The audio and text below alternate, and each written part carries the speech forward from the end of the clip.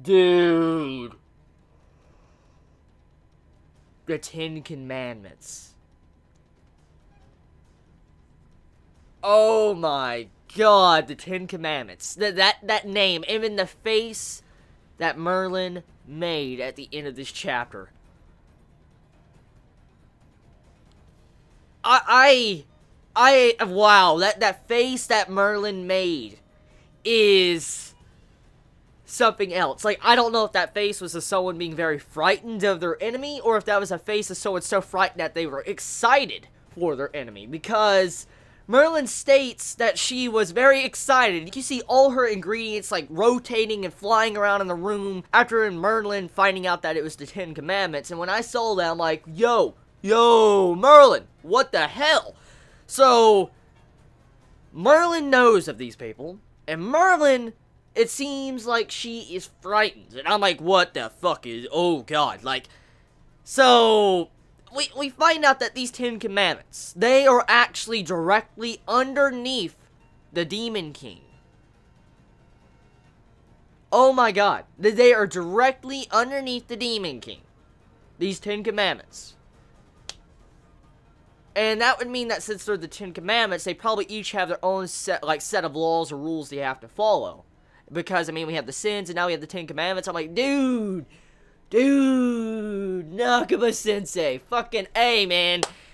Oh my god. The setup for this arc is just unbelievable. This arc setup is just so fucking immense. Damn. Like, that ending. That straight up ending. I mean, it's not even just that. It's not just that. This freaking chapter. It sets up Galther. The Galther betrayal, as I have been stating for quite a long time, and also probably setting up Merlin too. With this chapter, we have it to where Galther is being very, very suspicious. Not just like it's suspicious to where you can tell by one panel, but you can definitely tell because of what he did at the end of this chapter. What Galther did at the end of the chapter is definitely an alarm bell of saying something is going wrong. Bad. It's really bad, because Galther as a character, since the first time we have seen him, he has never shown emotion at all. He hasn't. And then through the course of this journey, of this latest arc, he has slowly shown emotions, but barely.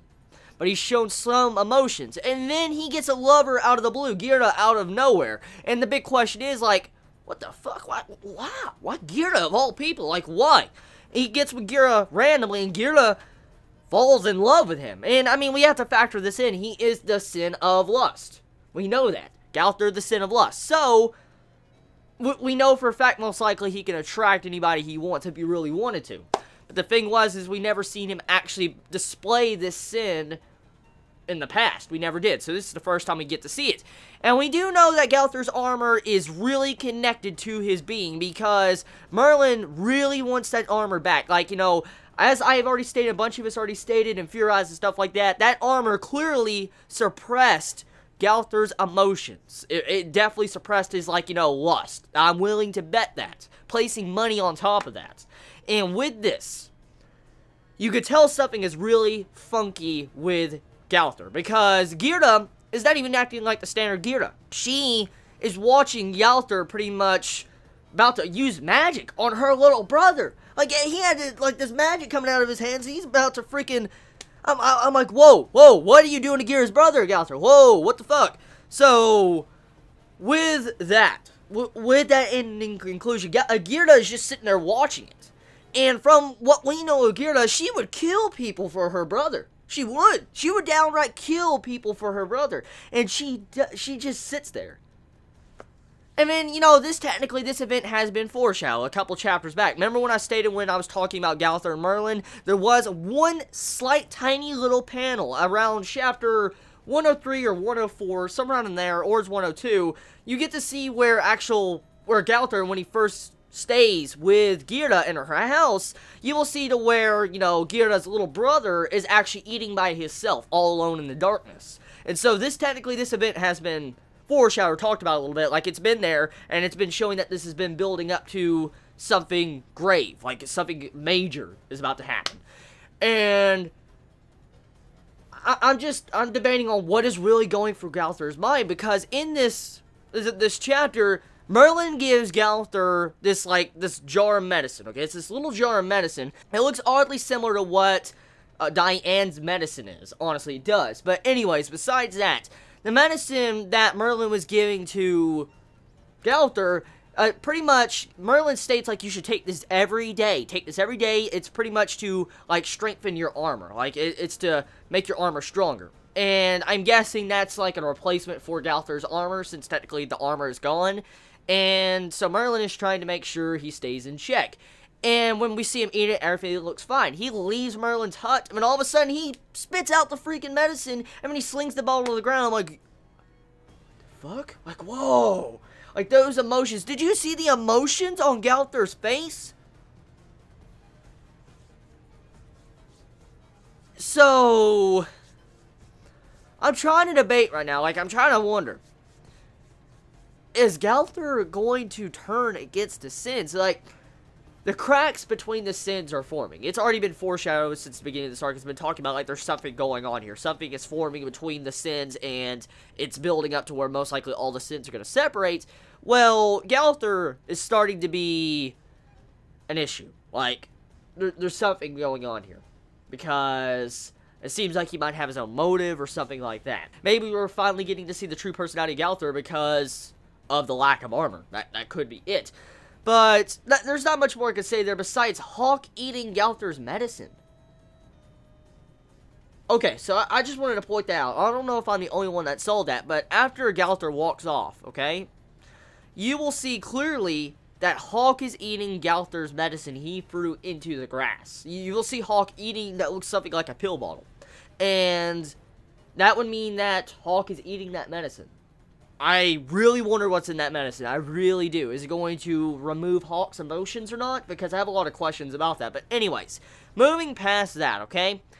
The chapter, for the most part, at the beginning of the chapter, has it to where Bond and King pretty much have a conversation. They're talking about, you know, what they're going to do, where they're going to go, what action they're going to take, and you have to where King is trying to talk to Bond, like, you should come back to the captain, you should try to ask for forgiveness, he will definitely forgive you, and Bond pretty much states, like, no, he cannot, because that's the problem, he will get forgiven if he goes back to his captain, and at the exact same time, he wants to hunt down a way to actually revive Elaine. That's what he's trying to do.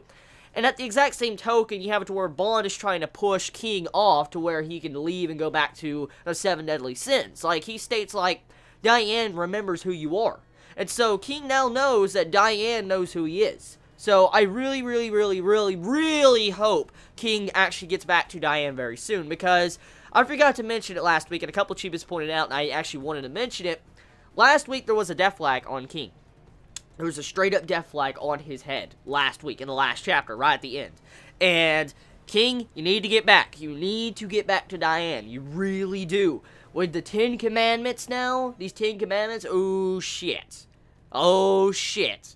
So, with this, we have it to where we got a set-up relationship, romance growing between King and Diane with this chapter, and then, you know, Bond setting off on a journey to try to revive Elaine.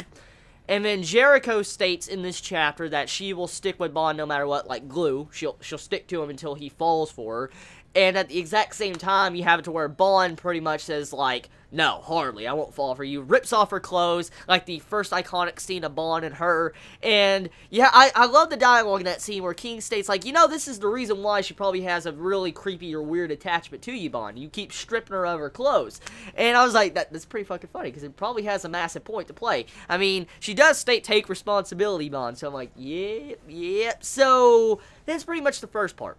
And then you go into the next part with Elizabeth and Diane and stuff like that. Pretty much we find out that Diane does remember, you know, King. And then Elizabeth is running off because she's very embarrassed of Meliodas and she's not really talking with him. Which in turn leads to the Galther part with Merlin. And then Merlin in the 10 Commandments part with Meliodas. So, that's pretty much the structure of the chapter. And for the most part, the chapter is, once again, setup. Which we need these setup chapters for the upcoming threat. These 10 Commandments. Dude, and like, oh my god. 10 Commandments right underneath the Demon King. Oh shit. Like, this is going to be, whoa. Like, okay, as I stated like 2 weeks back, Nakama Sensei has already confirmed an article around in November that we should see Escanor this month. We should see Escanor. And since we do know the Ten Commandments are going to Edinburgh Castle or whatever, we know for a fact that we're going to probably get to see Escanor. And pretty much Escanor is kind of already confirmed a vampire, a prideful vampire, from the article of Nakama. And the thing is if Escanor really does fight the Ten Commandments, we gotta think about this dude's fucking power level. Like, dude, if Escanor really does fight the Ten Commandments, he is going to be fighting 10 people that are like the royal guard, technically, of the Demon King. And I'm like, yo, if we get to see Escanor actually fight or survive this or whatever, I am just going to... I want to fangasm. I want to straight up fangasm. I see Escanor just pulling some bitches. Like, if I see that shit, I'm going to be like, whoa. Whoa. But... yeah, that's pretty much this chapter of Taizai. It's a good chapter. Fucking amazing chapter. Oh, as always, when it comes to Taizai. But, we just have to see what direction it will take. I mean, we have all these different branches and paths that Taizai can take. We still don't know technically what direction it will go. And that's the good thing, and why I love this series so much. So tell me your thoughts in the comments below. Please be safe. Chibi out.